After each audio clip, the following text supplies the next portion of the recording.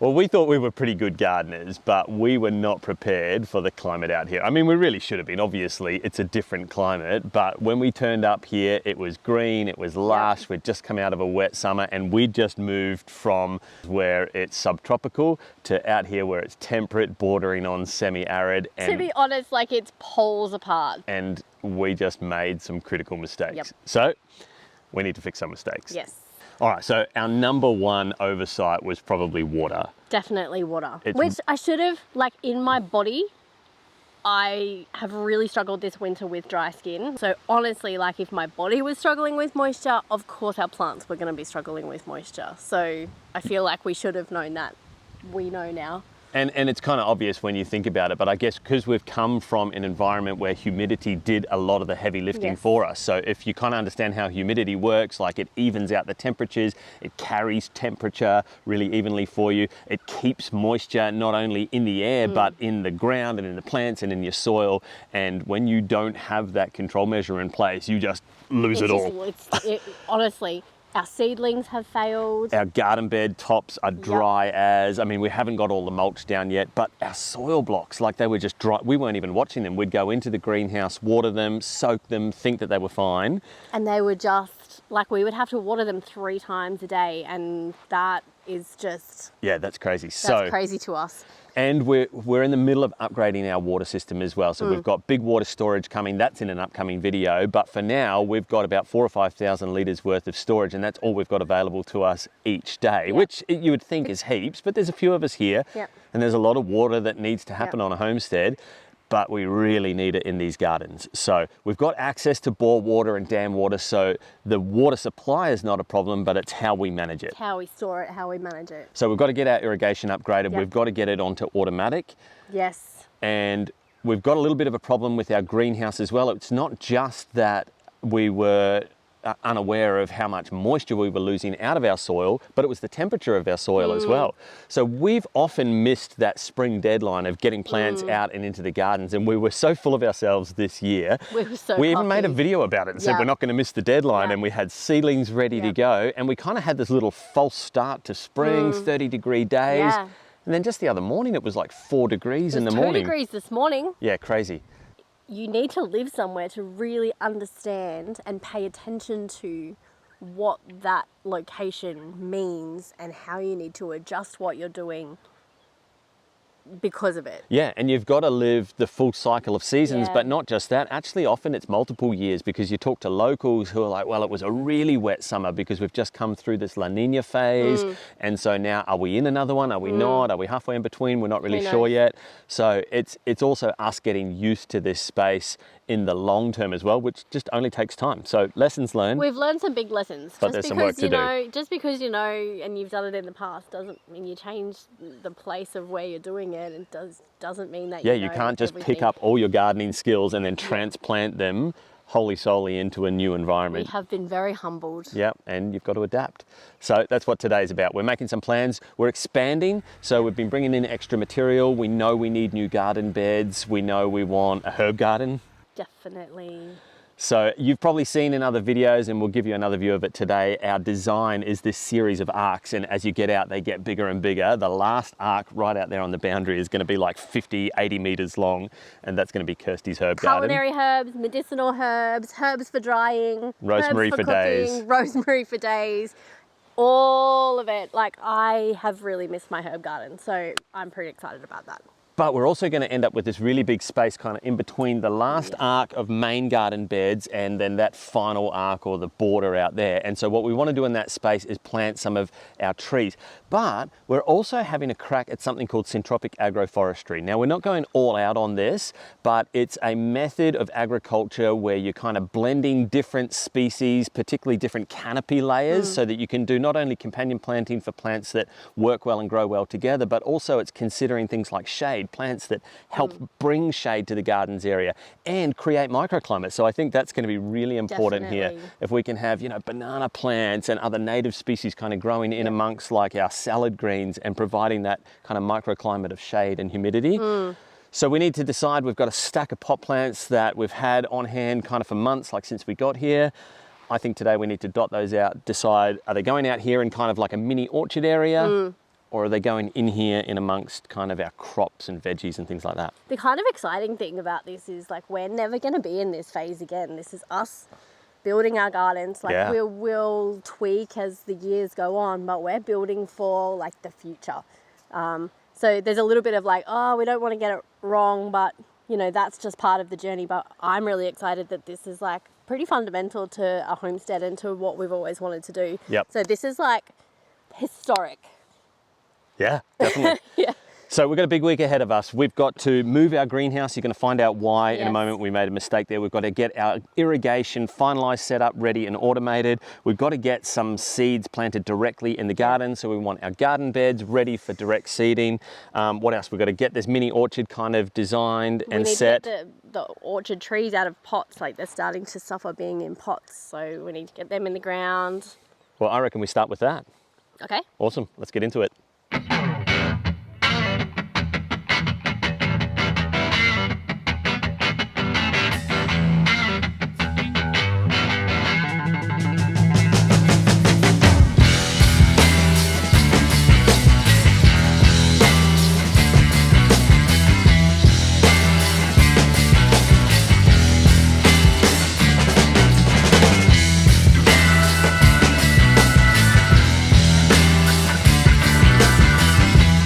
So it's Sunday, big gardening day. What are we doing today? Well, we just figured out. You figured out. I figured out that in the crucial part of the day, the greenhouse is in shade, right where the seedlings are supposed to be. Sun's right there. So I've just finished laying out a whole bunch of irrigation lines on the garden beds. We've got to get them connected up. But before we do anything, we want to move the greenhouse. Yep. So that means, got it. Unfortunately, we picked this really cool spot for, you know, and if we're being a little bit facetious, we picked the spot based on what would look good on a drone photo. But it's not the best location. When we can't, that tree can't come down. Yeah, and literally we only need to move it like 10 meters, you know, 30 feet that way. An annoying amount. And then it's going to be in like full sun.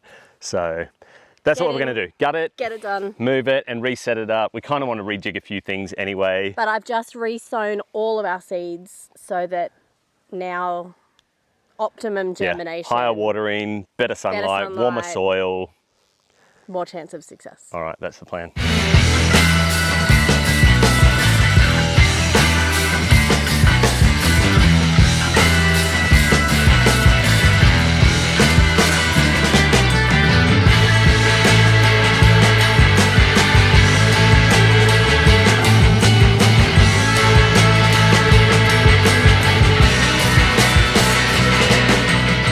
So it's the next day because we cooked ourselves yesterday moving this thing in the full sun. Hot. We've definitely picked a full sun location for it. We've solved that problem. The plants have spent one new day in their new home, and we've taken the opportunity to kind of reconfigure the space a little bit. Are you happy with it? I am.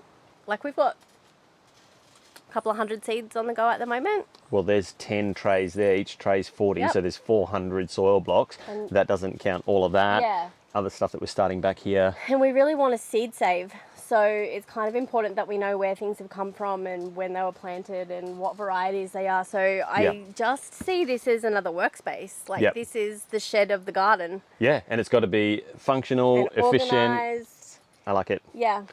So I'm calling that a win.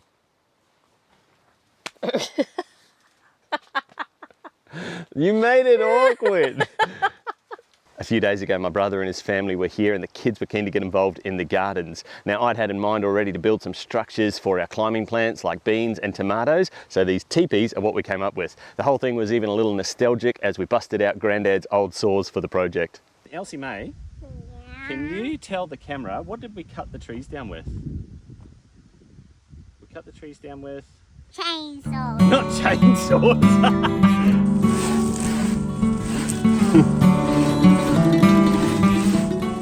These saws belonged to your great-grandfather. Was it great-grandfather Stuart? Stuart, yeah, that's right.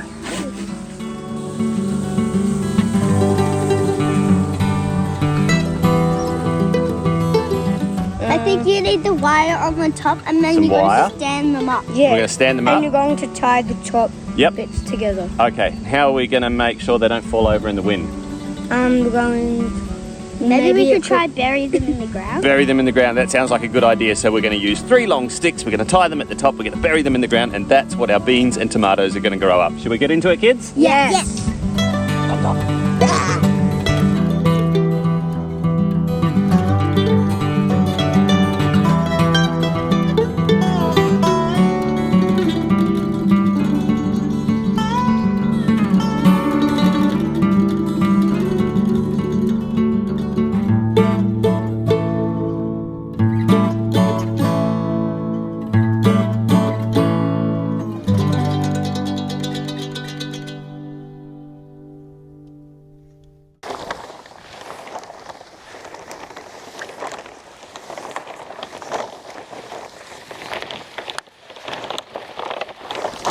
So key to working with our microclimate is understanding our moisture content needs, and obviously that's going to mean a decent, reliable irrigation system. We'd already run some temporary lines and I showed that in a previous video, but now that we've decided exactly where our greenhouse is going, the majority of our garden beds are built, it's time to get this irrigation system hooked up and running and doing the work for us. We've just had some brand new water tanks delivered, and that's coming up in a future video, and I'm going to install them up the hill there a little bit. So we're going to have a little bit of a gravity feed that's going to supply the water to the pump for our tiny home, but it's also above our gardens. So why not make a new line that's going to feed directly to our gardens without having a water pump behind it that requires power? Now, it does mean that I'm going to get a very slow rate of water flow through that system, so I need to think about what kinds of things, like I couldn't do an overhead irrigation, for example, because that would require some water pressure greater than what the gravity pressure is going to be that I achieve from the tanks being up the hill. But that doesn't matter because we're using drip irrigation in this location. Now, I've always used drip irrigation, but out here that's going to be even more important. Overhead irrigation is great because you can kind of cool your plants down. They've got an ability to take up some of the water via their leaves, but drip irrigation means the water is getting supplied directly to the root system, and the drip lines are run under your mulch layer. So all that moisture that you're adding into your gardens has got no way to evaporate straight off of the garden beds because it's going in under that mulch layer.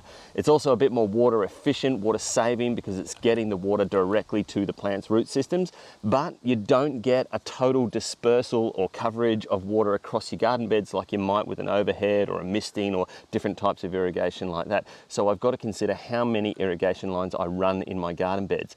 Typically I've run 2 lines on a 4-foot wide garden bed. I'm thinking I'm going to need to run 3. At the rate at which we're seeing the soil dry out, I think I need to get a really good disbursement of water across the surface of the garden beds and soaking right down into the soil.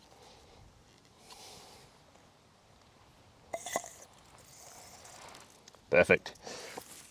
All right. Garden hose for that side, so that's going to supply the greenhouse. Tap timer for the garden beds. Let's go and get some of these dripper lines hooked up. Now, this dripper line irrigation system really is the simplest to set up. It's really just plug and play. So I've got a main black supply line. This is the stuff without holes in it, so it's just 10 mil irrigation line. And then to it, I'm putting Tees, so you literally just cut it. Pair of scissors, knife, cut it, and then push it together. What I'm pushing on is the brown dripper line, and it's got drippers set up every foot or 30 centimeters, 300 millimeters, and they're gonna drip into your garden bed, and that water's gonna disperse across the surface and down into your garden bed. You can buy these little clips that clip around at each joint. Honestly, they're a waste of money. Just don't run this system under so much pressure. Turn your tap down a little bit. We're just using gravity pressure, so it's never going to be such high pressure. It's not going to bust apart at all the joints. Now, the hardest part about this system is getting your lines to look nice and straight, which isn't going to matter too much when they're covered up by mulch, but it does matter because you've got to get a really even distribution of water across the surface of your garden beds. So you can buy weed mat pins, or I just make them myself. Bit of wire, that's fencing wire, bent in half. But here's a little tip for you. The day before you go to do this job, take your brown dripper line, unroll it, leave it out in the sun for a day. When you go to do this job, that plastic's gonna be nice and soft and it's gonna sit in position for you. All right, a couple of little zucchini seeds to go in the garden. One there, one there. And that's it. We're going to call that a week. We've had an absolutely massive week responding to a whole lot of changes, getting used to this climate and this environment, but that's gardening, isn't it? You've got to stay flexible, be adaptable, be prepared to change. I hope you've enjoyed this video. If you want to see more videos like this, make sure you subscribe to our channel. Otherwise, we'll see you on the next one.